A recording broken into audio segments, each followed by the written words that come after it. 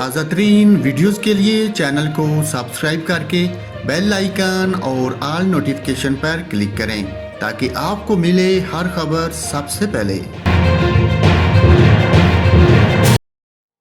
اور N C او سی نے ملک بھر کے تمام تعلیمی ادارے 16 ستمبر سے کھولنے کا اعلان کر دیا۔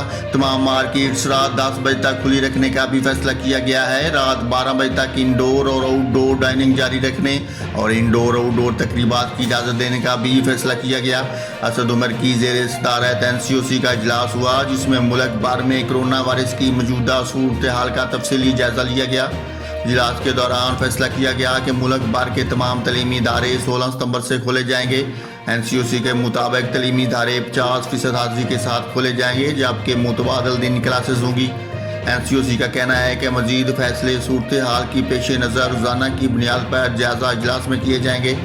نوٹیفیکیشن کے مطابق کورونا کی زیادہ شرح والے اضلاع میں صورتحال کا دوبارہ جائزہ 21 ستمبر کو لیا جائے گا۔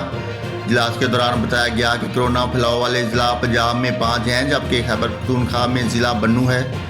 کورونا پھیلاؤ والے اضلاع کے علاوہ ملک بھر میں مارکیٹس رات 10 بجے تک کھلی رہیں گی جبکہ رات 12 بجے تک انڈور اور آؤٹ ڈور ڈائننگ کی اجازت ہوگی۔ اسی طرح کورونا پھیلاؤ والے اضلاع میں مارکیٹیں رات 8 بجے بند ہوں گی۔